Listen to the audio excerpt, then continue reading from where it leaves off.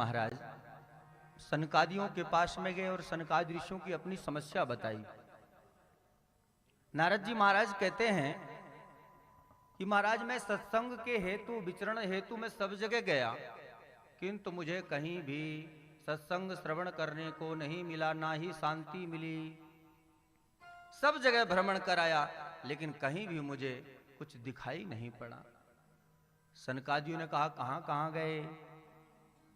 नारद जी ने बताया पुष्करम चा प्रयागम चा काशीम गोदावरीम तथा हरिक्षेत्रम कुरुक्षेत्रम श्रीरंगम सेतुबंधनम एवमादिषु तीर्थेषु भ्रममाण इतस्ततः।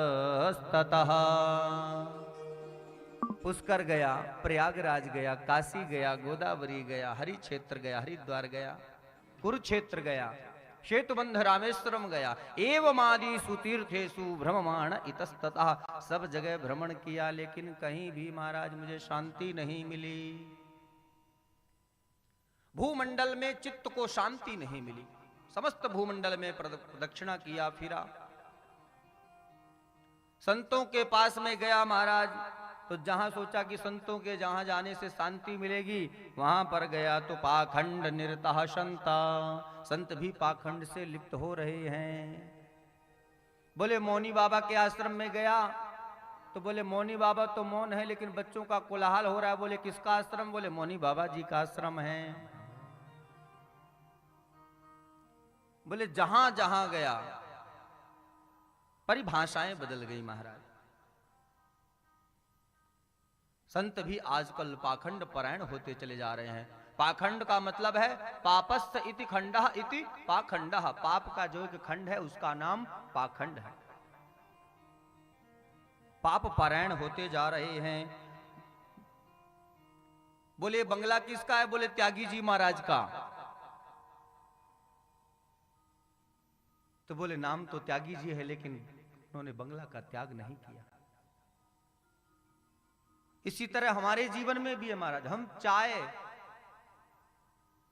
नहीं छोड़ सकते, गोविंद को छोड़ सकते हैं, यह भी एक जीवन का विषय है। अहंकार नहीं छोड़ सकते, क्रोध आदि नहीं छोड़ सकते।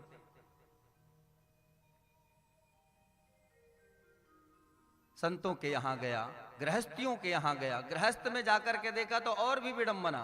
बोले क्या? बोले कुछ भी मांगलिक प्रसंग होती है तो पहले तो वडीलों से पूछा जाता था, माता पिता से, दादा दादी से सलाह ली जाती थी। लेकिन जैसे कलयुग आया तो स्याल को बुद्धिदाय कहा। अब कोई भी काम करना हो तो पहले साले साहब को बुलवाया जाता है, उनसे सलाह ली जाती है।